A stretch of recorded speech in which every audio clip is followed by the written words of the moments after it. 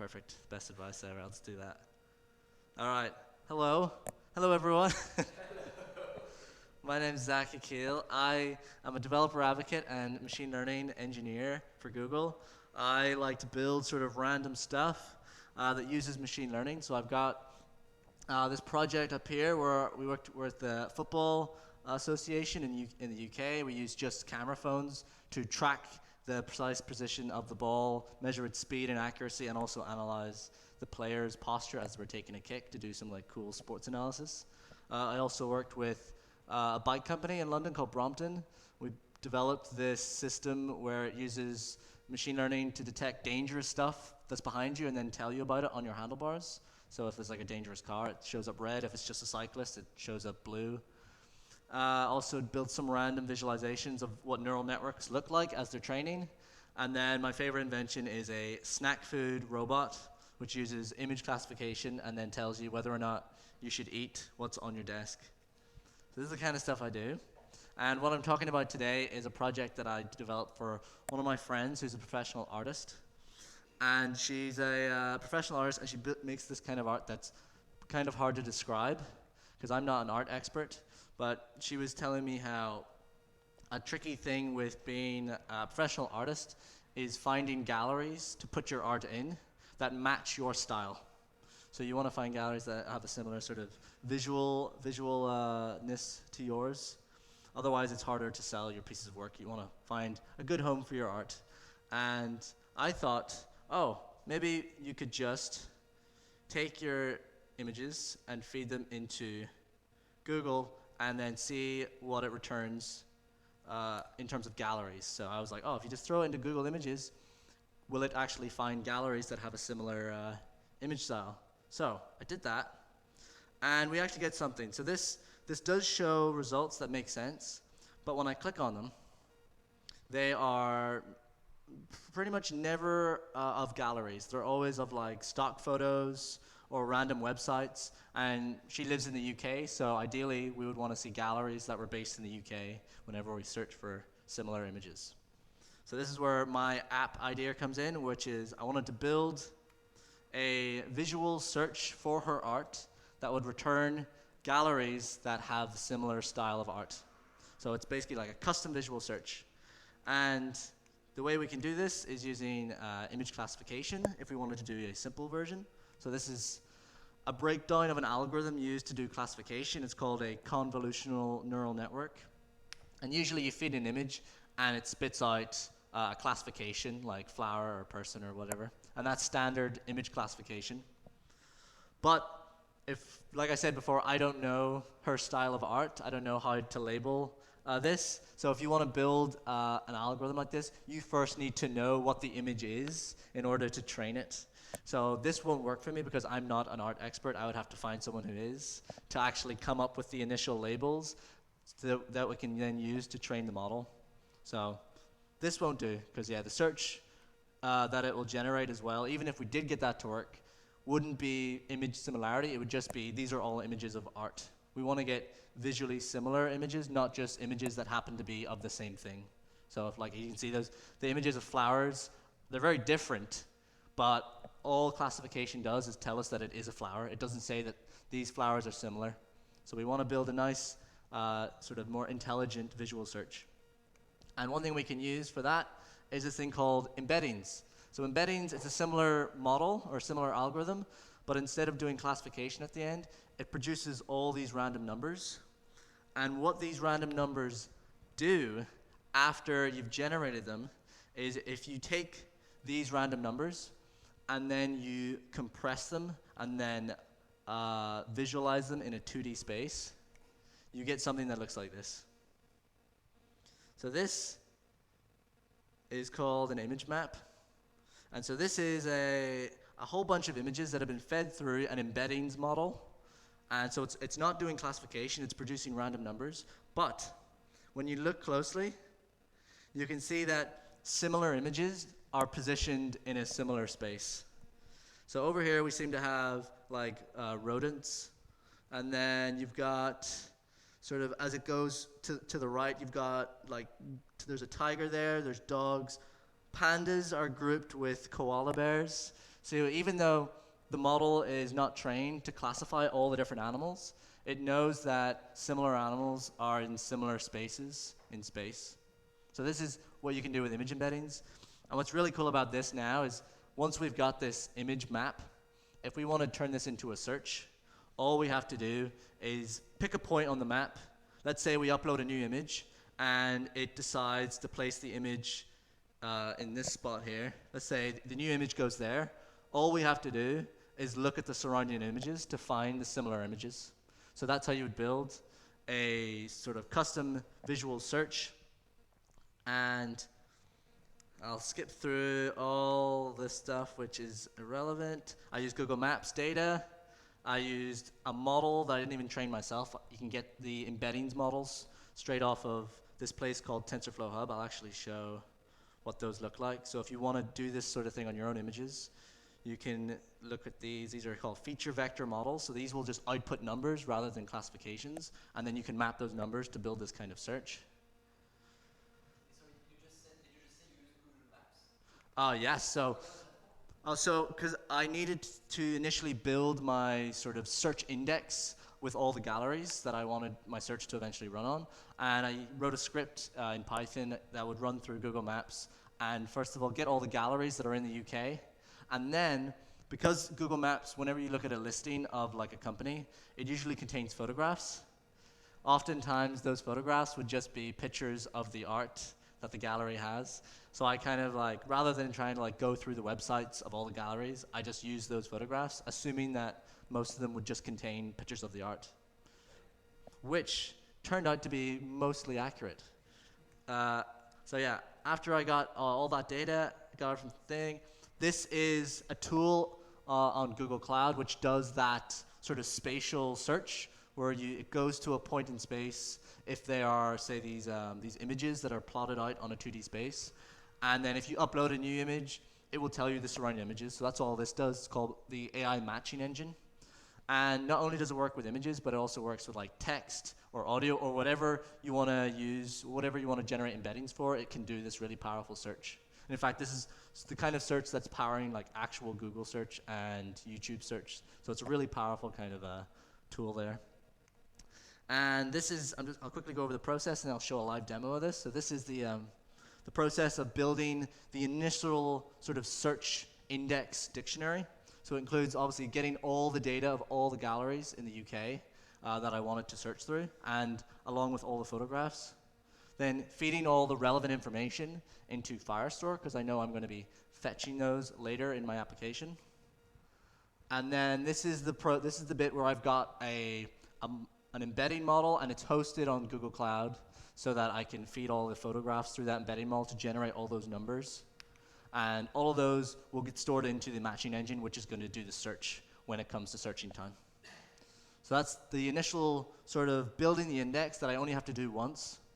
And then anytime I want to query and find the similar galleries, I take an image, feed it through my machine learning model, which is going to produce the embeddings, feed those to the matching engine, which will tell me which are the nearest embeddings to that new one, and then fetch the data from the galleries that are stored in the Firestore record. That's all that. This is now the interesting bit. So this is the live demo. So I've got this domain that I got called findmy.gallery.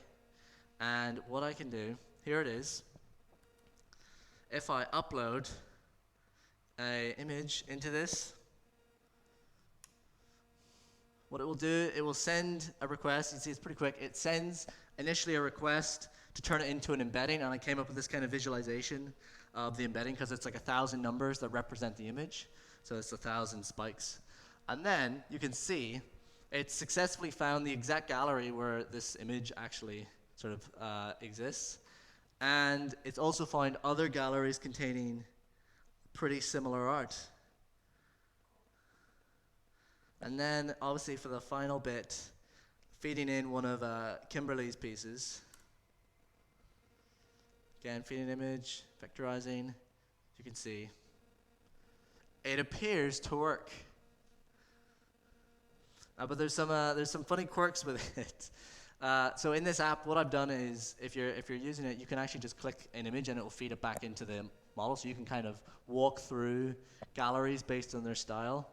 And whilst I was doing that, I discovered some interesting things, and that was that the model I used to generate the embeddings, that was not trained on art specifically. It's just a generic embeddings model that is good at getting embeddings from like photographs or of like people in them. It's not expecting to see pictures of art. It still appears to work, but it only appears to work when you're just showing the art.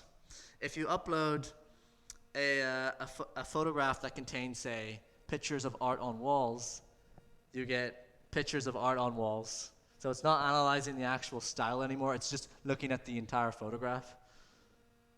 So that's a funny quirk with the model. If I wanted to improve this, I could either allow people to crop in on just the art, or have another model that detects just the art and then feeds it in, or just train a brand new model. But that's effectively it. That's the whole app. Any questions? Perfect. Okay.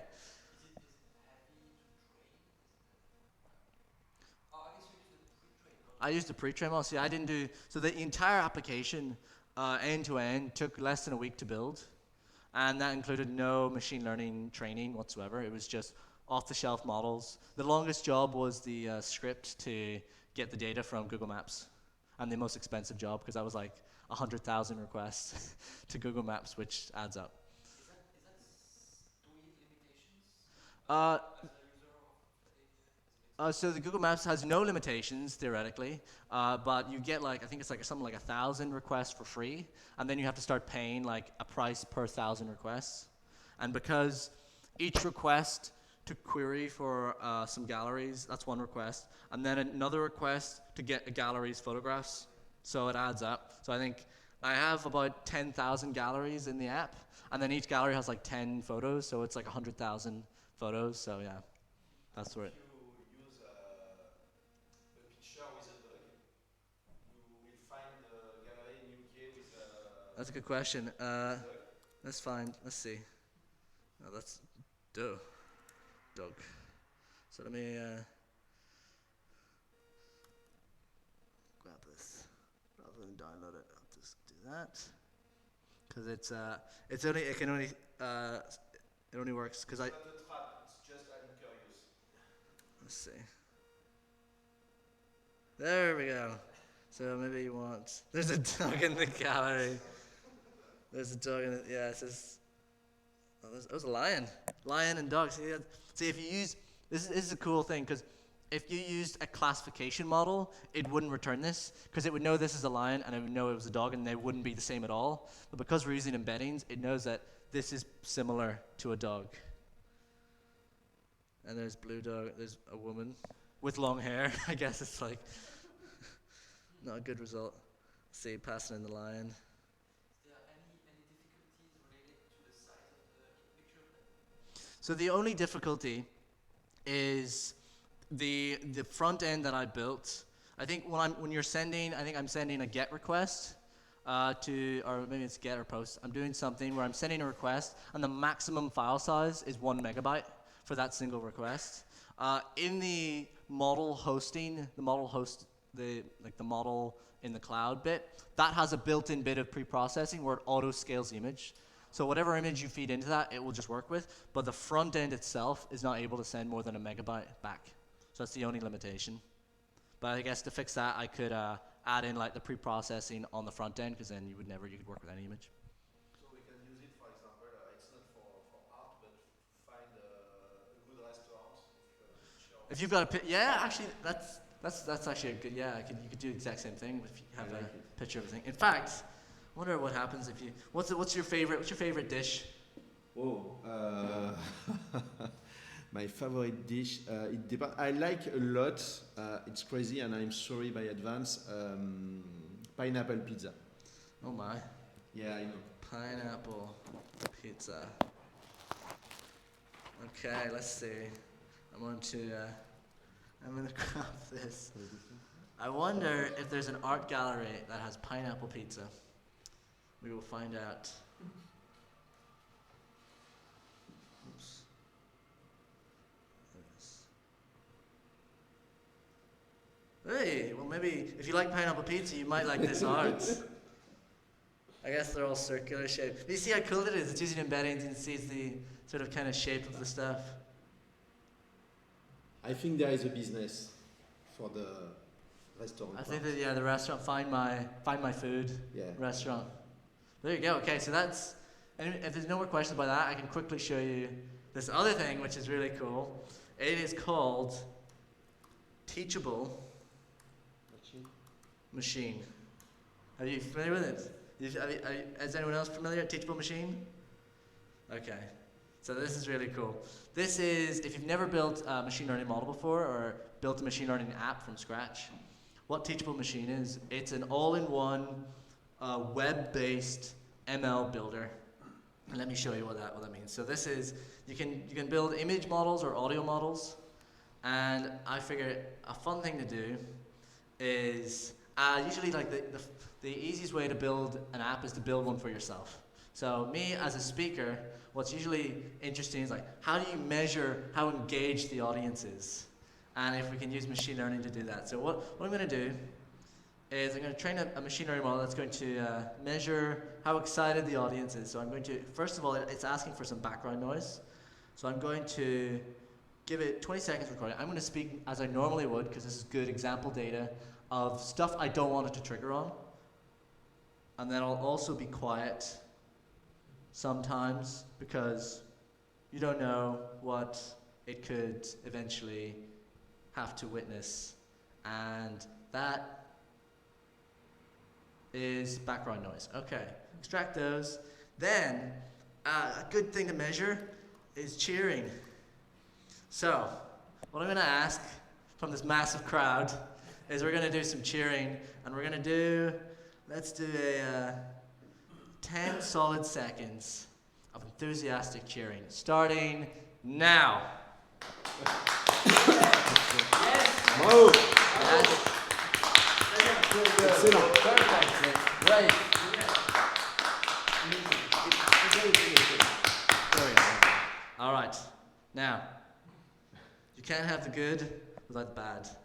So I'm going to ask for another 10 solid seconds of enthusiastic booing, starting now. Boo. Boo. Boo. That's it.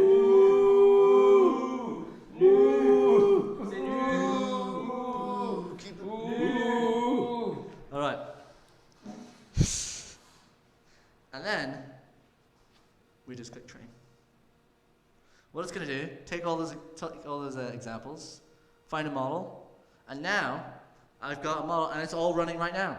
So let's say I say something that you all are very excited by. Bravo. Great. And then I say something that you all disagree with. No, it's not. And then if I return back to normal speaking, it should be just normal background noise and not give anything. Oh, cheering, potentially. Booing. So this is an example where anytime you see misclassifications, in machine learning, usually that means you need more data. So if you wanted to improve this model, you would just add more samples. Because 10 samples is a tiny amount of data for training a machine learning model. Usually it's like hundreds or thousands. So the fact that this is doing okay with just that amount, it shows that it's actually a pretty cool tool, especially for prototyping or anything like that. And the last cool thing about this is once you've got the model, you can either save it as it is, or you can actually create like mini applications just there with this. So this is going to take care of uploading the model and giving you this link, which you can share or add it to your GitHub or do whatever you want with it. But this is a model that you can then send to people and be like, oh, here's a model that I trained, and you can play around with it. And if it was an image model, it would use your webcam and all that kind of stuff. So this is just like a really fun tool if you're interested in machine learning or building machine learning apps for yourself. And that's it. Any questions about that? Brilliant. So it takes only one sample per second. And then what's a sample? So in that instance, so each sample is in machine learning. A sample is basically it's like in a supervised, this is called supervised learning, where you've got an input and your predicted output. So these are all the inputs, and for each of these inputs, you expect boolean to be the output. So one of these counts as a sample, where it's our input and expected output. So it's almost like a row in a data set. That's all these are, like rows in data sets. But each sample, is that made of audio samples, or are we feeding real images of the spectrogram? So yeah, so what this is doing, to the best of my knowledge, this is actually basically just running a image classifier on the spectrogram feature data. So in theory, these are all just image models, but this one happens to use audio spectrogram data. Do you know what training model it uses? So it does, it's got a really cool thing. It's got the advanced section, or if I like do, what is it? Yeah, you've got epoch. So if I change, under the hood, there it is. I mean, this just shows the accuracy and the loss data. What you can do is you can download the TensorFlow Lite model and TensorFlow JS model and inspect, but most of the time it's just a simple like CNN behind the hood. What is the difference between TensorFlow.js and TensorFlow Lite? Oh, okay, that's good. So TensorFlow Lite was the original sort of portable machine learning model, and that can be easily run on like, it was mainly initially built to run on like Android devices. Okay. But you can also run it in Python on Raspberry Pis, and it's usually a good sort of widely compatible model. But then TensorFlow JS came out, and that's specifically designed to run in JavaScript on websites like this is doing. So if you want to have an application that just, as soon as someone opens a website, it's running actually in the JavaScript itself, TensorFlow JS does that. But then now, I believe, TensorFlow JS works with TensorFlow Lite models. So that's for the prediction side, but if you want to do training in the website session itself, I think only TensorFlow JS can do that. Okay. So yeah, so you can make predictions with TensorFlow Lite and TensorFlow JS in web pages, but only TensorFlow JS can do training actually in the browser. Thank you. Cool. Well, then I'll leave you with some links to all some of the things I've talked about, and my Twitter and LinkedIn is the same thing. So if you have any further questions, feel free to direct them towards that.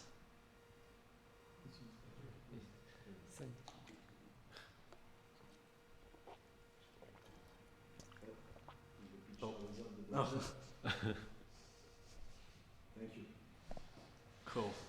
Sounds like very interesting talk. I learned a lot. It was short, in fact, about machine learning because it's a huge domain, but I learned a lot. In fact, I didn't realize or I didn't understand what was machine learning, and it was easy to understand. I think it's easy to, it's difficult to do, but easy to understand. So thank you. It's very nice talk. Yeah. Just samples and examples, yeah. Perfect. All right. And, Cut. Is that it? And the sample with the art is crazy. Yeah, visual search with custom search. So anytime you want to do advanced search on anything, embeddings is usually what's being used under the hood to give that really cool similarity search. Because like, what embeddings do, it's really hard to comprehend how machine learning can do this. Like, how does it know that that's similar? But it's like magic.